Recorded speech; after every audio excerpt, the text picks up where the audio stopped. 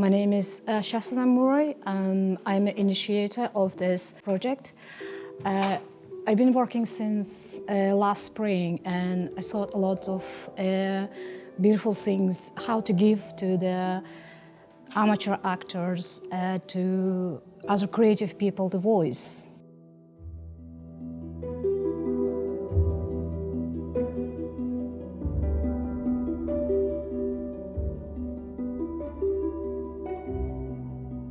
It's a very small exposure of the character in many ways, so to some extent it's quite reflective, and I think one discovers a little bit as we go along. So we have done it obviously a few times, of course, but there's no clear characteristic. I think it's more just the way the character's thinking for themselves and sharing a connection of theirs with art and how they use art to frame comments about life. My paintbrush will leave a small mark of a heartbeat in chaotic mystery. I was a full-time actor. I haven't acted for 20 years. Now I'm doing it again. To be asked to do it is just a huge honor and just a huge privilege. I'm playing a mad Norwegian shaman. I didn't know they had shamans in Norway. Apparently they do. I'm he. And I'm having a transcendental vision. Coming of age for the people is the theme. The effect of the Mass has to be upheld.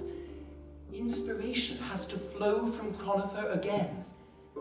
So very hard, but yet so easy. A performance of art with so many greats. I saw an advertisement on Facebook by my friend Shahsanem Murray that she was looking for an actress, and I decided to take part in it because I was fascinated by this idea of a lady who gets lost in time. What am I? How long did it take me to find this train station? Is it possible to be lost in time?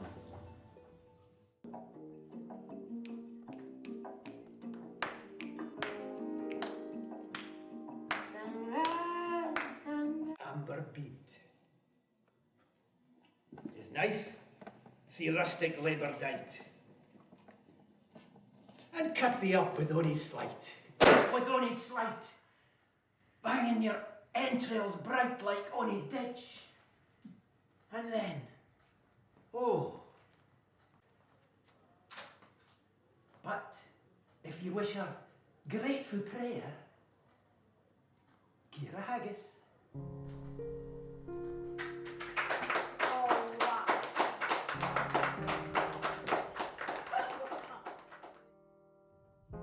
A common spiritual connection recently last year when I was at home back Kyrgyzstan, I saw beautiful images. We have beautiful ancient old town, Burana. I managed to make short film, 5 minutes, and the story is based on a poem of Begenaz Sartov. He is one of the first science fiction writer from Kyrgyzstan from 60s and 70s. I finish work at 10. I'll come round to yours after.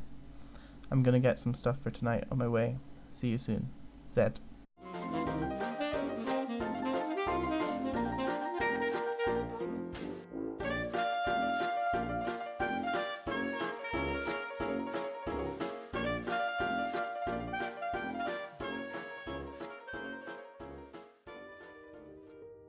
I came to Edinburgh first time, is my first visit here. So before I came here, I looked many historical things. I read about Scotland and about the people. So I found, for me, surprisingly, their symbol is a thistle. And so it's for Scottish people. I made this thistle things, and so I hope they like that. I used to, when I was a child, I used to work with my mom, with my grandmoms and my neighbors, so just to help them work, wet felting, wool, wet felting, traditional. Normally we making traditional carpets, national, like we, because of we being Kyrgyz people being nomads in our background, and we're still using wet felting with so many things in our life is we're using wet felting wool. I'm Laura Hamilton. I'm based in Glasgow, and up until 5 years ago I was director of the Collins Gallery at the University of Strathclyde, and probably organised about 8 exhibitions a year, and we did a lot of textiles, and from that we were the first gallery to bring in contemporary Mongolian felt work, and that created a lot of interest. And a researcher from St Andrews University came along and suggested we did an exhibition of Kyrgyz, contemporary Kyrgyz textile. We thought we'd bought a lot over, and then the Kyrgyz makers came as well. And they came laden with more work and more rugs, and the gallery was filled to saturation point. It created a lot of interest. We had phenomenal sales, we had a fashion show, we had workshops. It was terrific. I'm a publisher and the vice chairman of Eurasian Creative Guild. The Eurasian Creative Guild is a non-profit organization which main aim to unite the creative people of Eurasia with the purpose to promote their art and creativity in English around the world. It's coming from a country with full of literature and history, and as everybody knows, the Persian poets from Tajikistan, the Alisher Navo'i from Uzbekistan, and Abay from Kazakhstan, the Mahmud Muli from Turkmenistan, none of them available in UK. It's kind of a huge missing part of the body of civilization, do not exist in English culture. The total print run of all the books, the magazine we publish is over 1 million copies. And I'm proud that at least 1 million people in this world, in English speaking world, knows a bit more about the Central Asia and the Silk Road.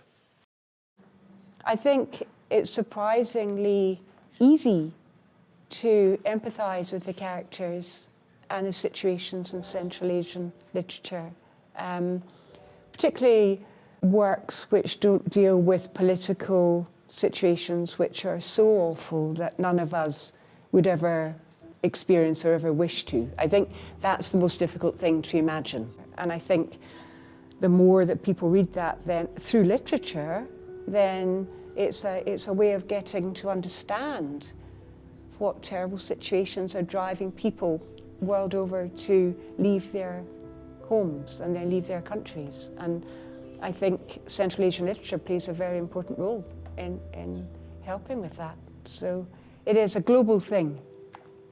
Well, I think this whole event is built around connections. I'm from Canada, one of my co-stars is from England, another one's from Scotland, the director's from Kyrgyzstan, the writer's from Norway. So people from many different countries and many different cultures are coming together to create an event.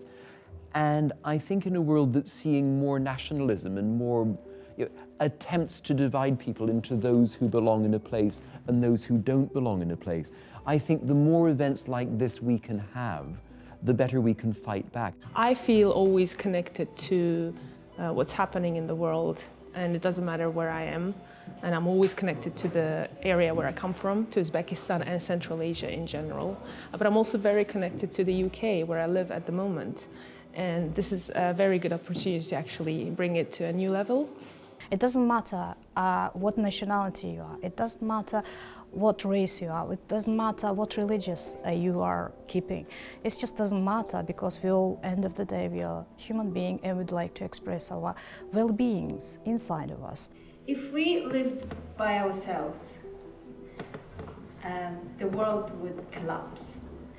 And then we think that when we make friends with all the people on Earth, it's time to go to other planets and make friends with people there, because they are waiting for us. And then at the end, I think that even we separate, the friendship will always not separate, but if we go away and don't meet each other for a long time, still we'll have friendship between us. So that's the song.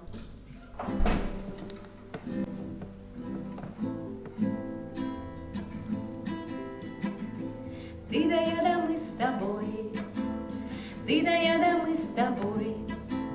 Здорово, когда на свете есть друзья.